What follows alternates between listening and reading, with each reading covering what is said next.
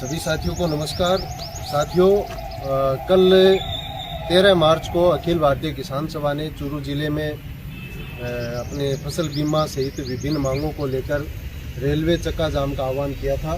साथियों, हमारा प्रयास था कि सरकार किसानों के मुद्दों के ऊपर गंभीरता से बात करे और किसान हर बार की कंपनी के पक्ष में नहीं, किसान की जो वाजिब बात है उसको भी स्वीकार करे। तो लंबे समय से हम प्रयासरत थे। उसी प्रयास के चलते हमने पिछले साल 15 सितंबर को यहाँ पे एक महापंचायत की थी कलेक्ट्री के ऊपर, जिसमें हमारे जनप्रतिनिधियों को भी बुलाया और करीब 2021, 22 और 23 के इश्यूज उनके सामने रखे।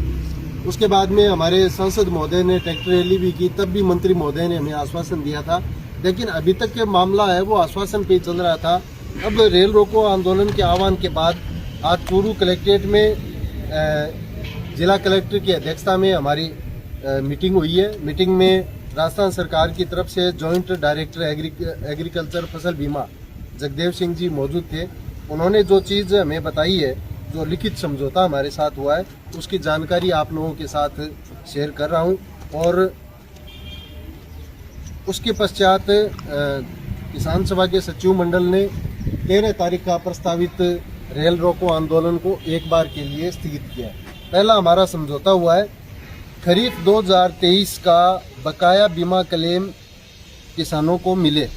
तो साथियों, इसमें उन्होंने बताया है कि 433 में से 426 करोड़ रुपए किसानों के क्लेम में खातों में जमा हो चुका है।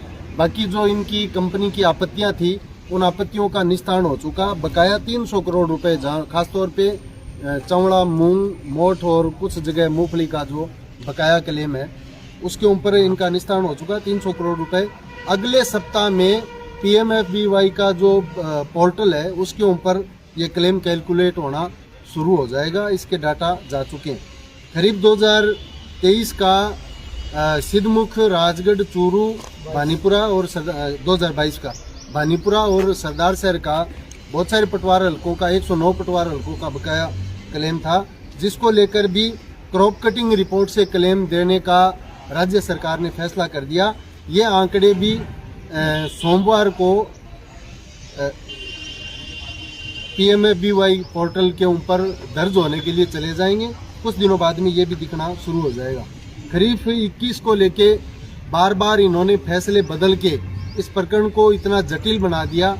ये अब मुख्यमंत्री के हस्तक्षेप से के अलावा समाधान इसका होना संभव है नहीं।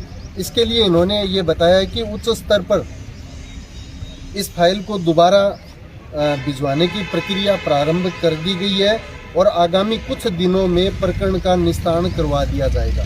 तो ये लिखित समझौता हुआ है। उस समझौते के मद्देनज़र मौजूद सचिव मंडल के साथियों ने सभी तहसील कमेटियों से वार्ता करके ये फैसला लिया है कि इस आंदोलन को रेल चक्का जाम के रूप में, जो हमारे आंदोलन का रूप था, उसको हमने एक बार के लिए स्थगित किया है। साथियों, कुछ लोग आंदोलन के हिस्सेदार, भागीदार बनते हैं और लाभ उनको भी मिलता है। कुछ लोग आंदोलन के हिस्सेदार और भागीदार नहीं बन पाते, मजबूरीवश उनका भावनात्मक लगाव आंदोलन के प्रति, मानसिक और भावनात्मक लगाव होता है। कुछ लोग आंदोलन की खिलाफत भी करते हैं, उनको भी लाभ मिलता है। लेकिन आंदोलन में बहुत बड़ी ताकत होती है। आंदोलन के दबाव में सरकारें टेबल के ऊपर बैठ करके बात करने की स्थिति में आती है। अन्यथा जो सरकार सिर्फ आश्वासन दे रही थी, आज हमारे साथ लिखित समझौता किया है। इसलिए हमने एक बार के लिए इस आंदोलन को स्थगित किया है।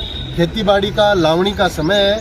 आने वाले समय में अगर सरकार अपने वादे पे खरी नहीं उतरती है, तो दोबारा से हम नए सिरे से अन्य मुद्दों के साथ जोड़ करके इस आंदोलन को पुनः हम लड़ने का आह्वान करेंगे। इसलिए हमने एक बार स्थगित किया। यही कहते हुए सभी को इस आंदोलन की तैयारी के लिए गांव-गांव, ढाणी-ढाणी में जो आपने तैयारी की, उसके लिए आप सबका धन्यवाद। अभी लावणी का समय है, उसके बाद में ज़रूरत पड़ी तो दोबारा आंदोलन के मैदान में आएंगे। नमस्कार सभी को। लड़ेंगे, जीतेंगे।